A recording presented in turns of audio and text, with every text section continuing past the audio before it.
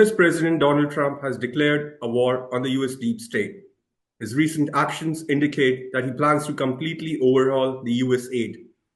To discuss Trump's actions, we have with us today John Perkins, who is the author of international bestseller The Confessions of an Economic Hitman. Perkins has been one of the earlier critics of organizations like the USAID. He has been critical of US foreign policy and its nexus with big corporations and agencies and their deployment to trigger debt crisis, mold narratives, pressure foreign governments, and engineer coup in developing nations. Without much ado, let me begin by asking the first question. Uh, could you briefly speak about how US has employed economic hitmen that you were to engineer coups across the globe? And do they still exist? Well, yes, do they still exist? Yes, and it's gotten worse, and now China's deeply involved in doing something very similar and more effectively. Basically, there were many different approaches, but the basic one is to identify a country with resources our corporations covet, like oil.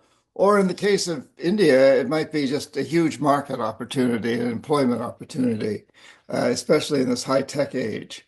And then to arrange a huge loan to that country from the World Bank or one of its sister organizations.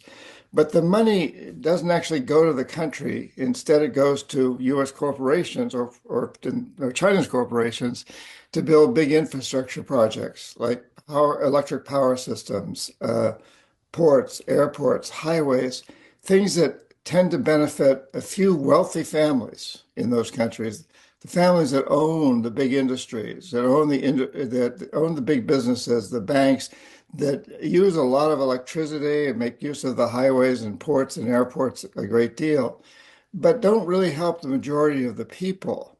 And yet the majority of the people are burdened with heavy taxes to pay off the interest on these loans. So money is diverted from healthcare, education, and other social services to pay off the interest on the loans.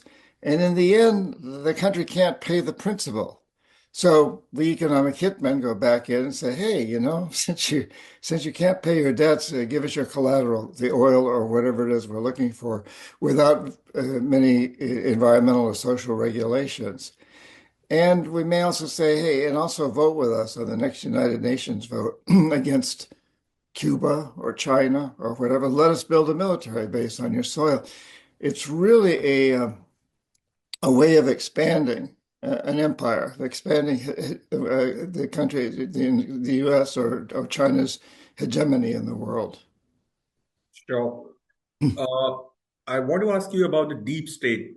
Many people say it's a conspiracy theory. Deep state doesn't exist. However, I have read your book and I read it way like long back. I think when it was released, it was on the shelves in India, and it was an instant hit. So, talking about deep state, what exactly is the deep state, and who controls it? Could you talk about that a bit? Well, up until very recently, I said I'd never experienced an overall conspiracy, like what we might call the deep state. I have experienced a lot of conspiracies. For example, the conspiracy to take out Cuba during the missile crisis, the conspiracy to take out President Allende in Chile and other presidents. Those are conspiracies, but they're fairly limited and small. And I think when people talk about the deep state, they mean a much greater sort of a global conspiracy. I've never experienced that as a reality. I think there's too many competing forces. But now I would say we're beginning to move into an era that I'm very, very fearful of as creating a deep state. I think President Trump and his use of these very powerful media moguls like Musk and Zuckerberg and the others who control so much of the world's media, including spy satellites, and their alignment with some of the right-wing dictators or politicians, people who want to be dictators in many other countries. So I'm fearful that, in fact, this idea of the conspiracy, the deep state that people have been talking about for a while, is actually beginning to manifest itself now. Sure. I hope I'm wrong, but it certainly looks that way right now. I think, I think the American form of democracy is very much under attack right now. In the first 3 weeks of this Trump administration, we've seen horrendous moves to strengthen the power of the presidency of the United States to almost that form of almost like a monarch, the old-fashioned monarch or dictator, an authoritarian government. Sure. Uh, you have been one of the earlier critics of USAID. You mentioned about, how I mean, funds from USAID are funneled into US corporations, and it's one of the topics in your book. What is the significance of what President Trump is doing right now with the USAID? I mean, Well, will it lead to lesser political interference in, American interference in developing countries as we are used to? I mean, what does this signify, what Trump is doing right now? yeah, that's a really good question. And my criticism of U.S. foreign aid, and primarily it's worked through the World Bank and the IMF and those other agencies, but to a certain degree, the Agency for International Development, has been from the perspective of countries, low-income countries, that accept these loans and are put into this place of debt, deep debt. And but on the other hand, what we're seeing now is a tremendous rise in China's economic hitman and China's power. I have this map, which I think is very, very telling. It's been developed by the IMF, and it shows that in the year 2000, the United States was the number one trading partner. It was about 80% of the world's countries. Today, it's China. It's totally reversed, and so when we cut back on things like U.S. foreign aid, we hurt that approach. So there's two ways of looking at it. One is countries that are being exploited by foreign aid, which we've done, and then what's the national interest of the countries that are doing the exploitation, like the United States versus China. And today, the situation you have is if the United States reduces its foreign aid, China steps in. And it creates a vacuum for China then to take over. So, from the US perspective, and from the perspective, I think, of global democracy, I want to see the U.S. model expand and well be accepted by more countries than the Chinese model, frankly. But and so from that perspective, I think this is very, very harmful. I think the whole idea of Trump's form of nationalism, xenophobia, if you like, and it isn't about having less influence on the world. It's having less influence through economics when you take out foreign aid, but at the same time, you threaten to take over the Panama Canal, you threaten to take over Palestine, you threaten to take over Greenland, and even Canada. That's not backing off from exploiting the world. That's saying we're going to do it through military force or through brutality rather than through the more subtle forms of economic aid. Sure. Uh, all right. As a former economic hitman, how do you view the developments in Bangladesh? Because what you have mentioned in your book, you are focused on the Western Hemisphere, mostly Latin America, South American countries. But what's happened in Bangladesh? And there's a lot of speculation. There are a lot of concerns, fears that there has been U.S. involvement in toppling the former Prime Minister of Bangladesh, Sheikh Hasina. Uh, have you been following the developments in Bangladesh by any chance? And do you think they are out of the same playbook as you have mentioned in your book? Well, let me start by saying I like to only comment on countries where I have personal experience. All right. I don't speculate. I don't have any personal experience in India or Bangladesh or Pakistan, that part of the world. My experience was pretty, my major area of experience was Latin America. I speak Spanish fluently. I spent a lot of time in Latin America. I also did a lot of work in Indonesia and Iran and Saudi Arabia and small parts of Asia and the Middle East. Did no work at all in the All right. area you're talking about. So I really, whatever I would say would just come out of whatever I might read on the internet or Yeah. in newspapers. So I really hate to comment on that. But I would say that I can't imagine that there hasn't been a lot of involvement of economic hitmen. And I would say right now there's probably a lot of competition between China and the United States in that entire region. And I think that competition is likely to grow, although I think it's also very likely that as the United States pulls back from foreign aid, from diplomacy, and that China's going to become stronger and stronger. I see a time right now where the United States, as a its hegemony, its dominance in the world is declining, and China's is increasing. And I think the Trump administration is just exacerbating that, increasing it. I think the United States is going to decline more and more, and China's going to take advantage of that. But don't you think that's counterproductive to what Trump actually wants? I mean, it seems right now that he wants to sort of dump Ukraine, if I may put it that way, and shore up support in Indo-Pacific to counter China. But what you are suggesting, I mean, that's completely different because you seem to be suggesting that Trump's policies they would benefit China as it would step in to take the place of the US. If US draws down its foreign aid commitments and its alliance commitments, it benefits China. So I mean, isn't it counterproductive to Trump's whole policy? I think Trump's policy is, yes, to be sort of the world ruler, but I think he sees that as occurring more through strength, through brutality, through military threats and dominance, and the threat of tariffs and sanctions, not through the types of things that economic hitmen do. We're not about tariffs and sanctions. We kind of operate on an old Chinese proverb which says that if you want to build an empire, make friends, not enemies. The Chinese are very, very good at making friends now. The United States that's been, I think, part of our foreign policy, part of our aid policy is to try to convince these countries that we're their friends. And sometimes we've really blown it badly.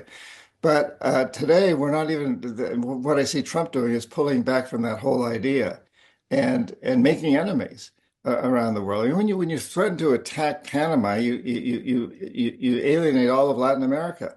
I just came back from Latin America, and they're very, very, very concerned about things like this. And when you over and over, when you threaten to, when you draw out of the World Health Organization, when you cut back on federal spending, when you cut back on the FBI, when you cut back on the CIA, you're doing great damage to America's ability to defend itself and to progress. And from the world standpoint, that might be a good thing. And that would be the thing that I might have argued a few years ago or even a few months ago, that from the world standpoint, that might be a good thing. But now I'm beginning to question because what we see is China taking over, and we don't know. I mean, maybe China will have a very different and much more compassionate approach to the world and replace the United States. But so far, what I've seen a lot of from China is very poorly built projects. I just came back from Ecuador, where China has built a dam that's huge dam, hydroelectric site that just isn't working. They built it on a fault line, an earthquake fault line next to an active volcano in a very, very sensitive part of the Amazon rainforest, ecologically sensitive. It's a terrible project, and I hate to see that happening. Sure. You mentioned about your experience in Iran, and Trump, he has just signed a presidential memo reinstating the maximum pressure policy. So I would just like to know your thoughts, about your experience in Iran and how they have dealt with the US threat, and going by your experience in Iran and what you have gathered, in Iran, how the policymakers there function. So how do you think, what's going to happen as far as the Trump-Iran face-off is concerned? Wow. I don't have a crystal ball to answer that. What I will say is that I spent a lot of time in Iran. I love Iran. I love the Iranian people. I think they're amazing people. Unlike the Bangladesh and the area you talked about, I did spend a lot of time in Iran, and I think Iran has been treated very, very poorly that we overthrew a democratically elected president. By us, I mean the CIA, Mossadegh replaced him with the Shah, who I worked for, and at the time didn't realize how incredibly hated he was by so many people in Iran because we were blind. We were desperately trying to support him because we wanted Iranian oil, and we saw him as a way of getting that, and also using the petrodollars that Iran was earning to hire our companies to build big infrastructure in Iran, and our companies would make lots of profits, and we'd be friends with a country with a lot of oil. But we really blew it. We didn't see how incredibly unpopular and how brutal this man was, the Shah. So we made mistakes. And so this regime today in Iran has just suffered some very big setbacks. And, they had a president assassinated. They've been invaded by missiles from Israel. Their support of Hamas and Hezbollah has been deeply, deeply undermined recently. So I think Iran's desperate. And when nations are desperate, things are dangerous. And Iran, it appears, is building nuclear weapons. I hope Iran won't resort to these sorts of things, but I think there's that possibility because when you become desperate and things are falling apart around you, you employ desperate means. And of course, Iran also seems to be forming relationships with North Korea. I mean, sorry, yes, with North Korea and also with China. So, we're in this very, very interesting time where countries like Iran are jockeying for a position. And the Iranians are very, very proud people who've one time, had a huge empire, a lot of influence on the world. I have a tremendous respect for the Iranian people. And I think that they've been badly abused by the United States and some of our allies in recent history. And now we're seeing a reaction against that. Sure. And going back to the Western Hemisphere, which has been your primary area of work as an economic hitman, how do you see, I mean, how do you see the Latin American countries responding to what Trump is doing? I mean, what Trump is doing right now, it's really belittling these countries, undermining their strategic autonomy, challenging their sovereignty. So, with your experience in Latin America, how do you see? Do you expect a collective response to Trump? Could we envisage any of that? And given that Brazil is also the BRICS president this year, and the BRICS summit is going to take place there, so what are your thoughts on that? I think Latin America will turn more and more to China. It's, they see us reinvigorating the Monroe Doctrine, which, was developed in the 1840s, where President Monroe basically said, the United States has the right to do whatever it wants to keep foreign influence out of Latin America. And at that time, it was aimed primarily at the European colonialistic countries. But today it's being employed against China. And so the United States is basically saying, we don't want China, and Trump is saying, we don't want China in Latin America. We want them out of the Panama Canal. We want them out of the trade areas with so many of the Latin American countries. And again, you can see that most of Latin America, other than Colombia and Ecuador, the number one trading partner is China. And we say that's got to stop. That's what Trump is saying. And when I say we, I don't mean we, I mean Trump. I'm not sure. I'm not sure how many Americans would agree with us. I'm not sure how many Americans really understand or care about it, which is one of our big problems in the United States. So what you'd like to see happen is, as you mentioned, Latin American countries really uniting to stand up to this bully in the North, because it is a bully. We've seen it happen with Colombia just within the last couple of weeks, where the United States forced Colombia to make concessions, and also Mexico and Canada. And so throughout the Americas, this idea of the Monroe Doctrine is being implemented on a big level. And so, the way to to stand up to that is through union, through getting all of the American countries together, Central America and South America, and maybe including China. But historically, that's never happened well. There's so many discrepancies and even animosities between the countries of Latin America that throughout history there have been attempts under Bolivar, under other things. More recently, there's the Mercosur uh, group of countries in the south of Latin America that have joined together to negotiate agreements with the European Union and now with China. So you've seen a little bit of that, but historically that's been a very difficult thing for Latin America to do. And so the easier thing is for each country to rely more and more on China. And that's the way they see as defending against the United States, in addition to creating great trading partners.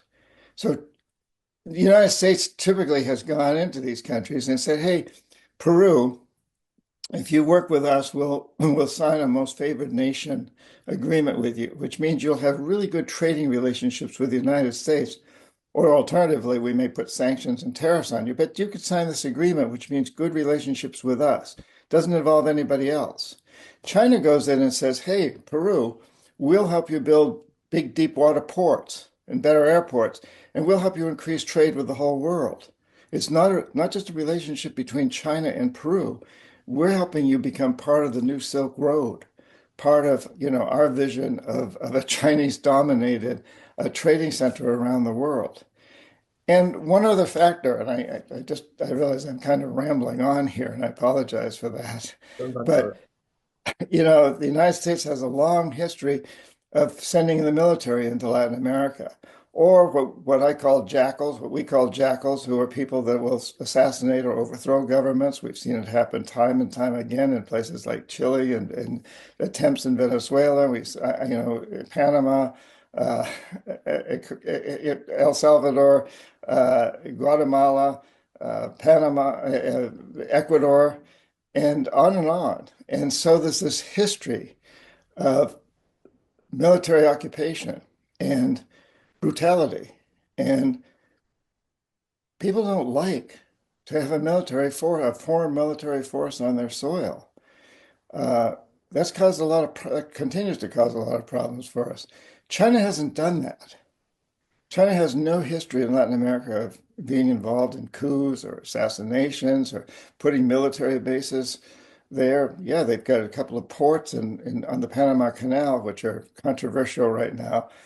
But a port is very different from a military base. The United States has the Fourth Fleet of the U.S. Navy standing right off of Panama. It's quite a contrast, the difference between commercial ports and a military presence. And Sure. it's not, yeah, and it's something that really strikes Latin Americans as dangerous for them. So what you are basically suggesting is that South America might be the Latin American region, it might be the new theater of US-China geopolitical rivalry due to Trump's actions. Absolutely, it is right now. The Secretary of State I think he's still in Central America, or he's on his way home. And the first Secretary of State that's made that his first trip in a long, long time. Um, but the United States now is operating from a position of weakness in many respects because China has established itself as such a strong trading partner in so many countries. But yeah, I certainly foresee that as being a battleground. And I think part of the problem here is that um, the United States tends to use strong arm policies, sanctions and tariffs, and then even outright threats, as we're doing with Panama. Whereas China is much more soft pedaling it, so encouraging trade, encouraging building more projects, encouraging even giving projects like they recently built and paid for a soccer stadium, a football stadium in uh,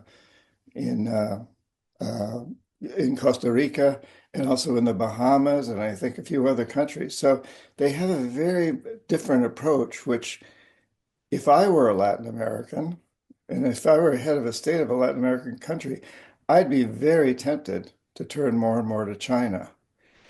And a couple of other things. China's economic hitmen have a great story to tell. They've had economic growth that averaged 10% a year for 30 years. That's ended now, but it was incredibly impressive. They brought about 900 million people out of poverty, while the United States middle class has gone from 60% of our population to 50%. And the real average federal wage in the United States hasn't increased since the 1970s. So, if you're the leader of one of these countries, whether it's in Latin America or Africa or the Indian subcontinent area, whether you're, if you're the leader of one of these countries, you may decide, I don't want China's type of government, but I certainly like their approach to economics, and it seems to be much more effective than the U.S. approach. Sure. Uh, just one more, it's a basic question. So when you were an economic hitman, could you just, run us through like what would be your daily schedule, once you're on assignment, overseas assignment, say in Ecuador? So how does, I mean, did you get tasks handed out by your company or was there a handler? And, who did you report to? So could you just give us a rundown of what your what a normal working day looked like? Yeah, well, to simplify it, this is a very simplified version, but let's take let's take Ecuador, where I'd been a Peace Corps volunteer and then went back as an economic hitman. And Ecuador has gone through a period of military dictatorships, and now it has a democratically elected president whose name is Jaime Roldos, very liberal. He really wants to help raise the minimum wage, and he wants to tax oil companies heavily, get a better percentage of the oil that foreign companies are taking out of Ecuador to go to Ecuadorian people. And the United States and our oil companies that are international, other international corporations didn't like him. They wanted to get rid of him or get him to change. So the World Bank comes up with a number. I don't remember what it was, but let's say in today's terms, it would be billions of dollars that they want to loan to Ecuador. And they send me down to convince Jaime Roldos and his government to accept this loan. And they also have me and I had a pretty impressive staff do an economic study to decide whether that money should be invested in an electric power system or highways, or how's the best way to invest this money that'll show that the GDP in the country grows, the gross domestic product, and also that'll bring a lot of that money will come back to U.S. corporations that'll make profits out of building these. So I go down to Ecuador, and essentially I sit in the president's office or his minister of finance or a group of them, and I say, here in this hand we've got billions of dollars that we want to offer to you, and we think that what you want to do with this is build a big hydroelectric dam and a transmission and distribution system throughout your country, and you'll make a loan. We'll give you a loan of this billions of dollars that you'll hire American companies to build this with. And you'll all benefit tremendously because you own the big industries. You want electricity. You want more electricity. Plus, oh, Mr. Minister of Finance, your sister owns the John Deere franchise. Our companies, we guarantee that we'll rent a lot of John Deere equipment and we'll pay top price for it. We won't try to negotiate you to a better deal. We'll even pay more than the going rate. We don't actually quite say this, but in other words, we'll pay $2 million for $1 million worth of equipment. And your sister can do whatever she wants with the other million. Like give it to you. We're not going to bribe anybody. That's illegal in the United States. But we'll make a system set up. And incidentally, we'll see to it that your children and all your friends' children get into universities in the United States. We're a Boston-based firm. Boston has a lot of great universities. We have incredible contacts with all of them. We'll arrange for scholarships for all of your kids. And that's worth a lot of money. And it's not a bribe. It is a bribe, but it's a completely legal one. And so that would be my story. So, Mr. President, here's the side. Of course, if you decide not to go with this route, well, remember what happened to Allende in Chile. Remember what happened to Arbenz in Guatemala. Remember what happened to Lumumba in the Congo. Remember what happened to Diem in Iran. Remember what happened to so on and so on and so on. And there's a long history of us sending in the jackals to overthrow or assassinate leaders in countries. And these presidents all know this. So my job was really quite easy. Here, get a lot of money that's going to benefit you and your family, or you may lose your job. You might even lose your life. And that was, that's the very simplified metaphorical version. And, of course, I also spent a great deal of time writing reports and sitting behind a desk, which isn't something you write about very much. It's kind of boring, but that was just what was needed in order to make the whole system move forward. Sure. So you mentioned about World Bank. Are we given to assume that even agencies like the International Monetary Fund do, because there has been a lot of criticism about IMF, how they force governments to exactly what you mentioned. I mean, change the economic policies, liberalize, increase tax burden on the consumer in exchange for loans. So is it how even agencies like IMF function? I mean, is that modus operandi pretty much the same? Yes. And so typically the World Bank or Inter-American Development Bank, Asian Development Bank, one of those banks makes the loan. And in the end, when the country can't seem to pay off its loans, the IMF goes in, it's sort of the policing organization. And the IMF says, well, since you can't pay your loans, we'll give you a better deal. We'll restructure the loan. And before we do that, you've got to agree to all these conditionalities. And those might include, selling your oil or selling your resource real cheap to our corporations without environmental and social regulations, building military bases on your soil, et cetera, et cetera. So yeah, the IMF has this position of basically policing the loans once they've already been accepted, usually. And again, that's an oversimplified version, but it's pretty much the way it works.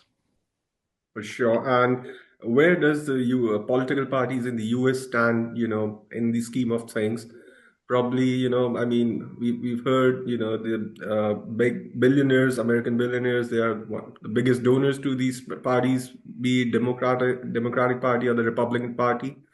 So how do the US politicians benefit from what the policies that people like the work people like you are sent to do in these developing nations? So is there a connection at all?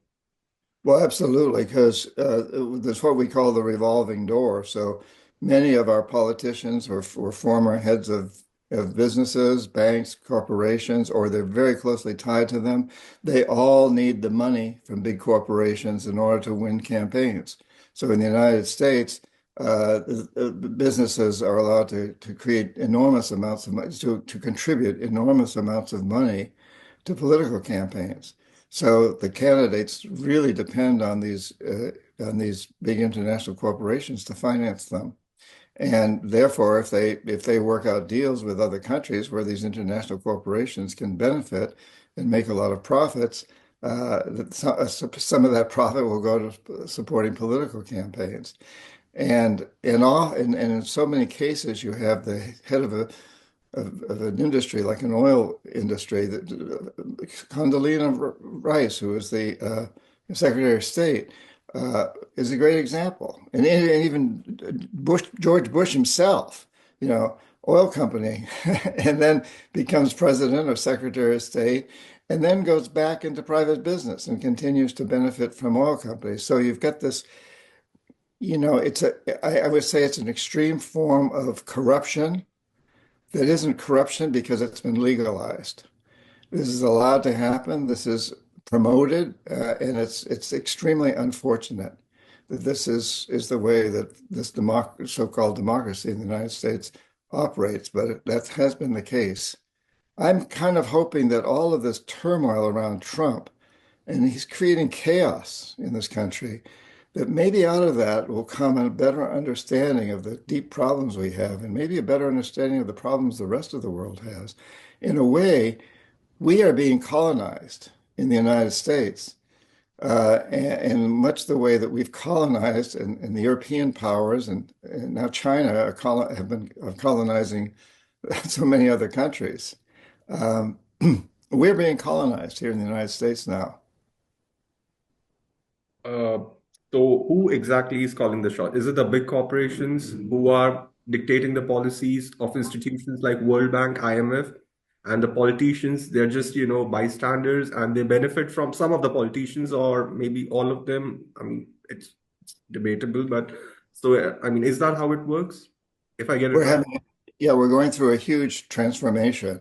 So in the past, it's been like the big international corporations, the ones that make cars and war material and goods and services of all sorts. These are the Walmarts, the retail and wholesaling companies. I think what we're seeing now is the big high tech companies. So you've got a guy like Musk who's really, really taking over.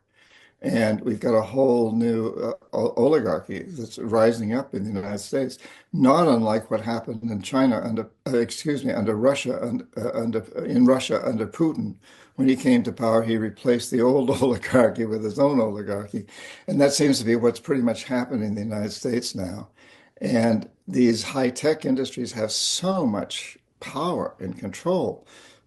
Musk has his internet service worldwide is in over 100 countries now, and he owns spy satellites that are leased out to the defense industry in the United States, which means he has access to incredible amounts of information. It's so yeah, so there's a new oligarchy coming into power in the United States, and they are feeding especially the Republican Party. So the Republican Party, even though I know a number of members of the Republican Party are very upset with what Trump's doing, they would like to see it change. They're not going to stand up to it because it'll be their political death. It'll be their career death.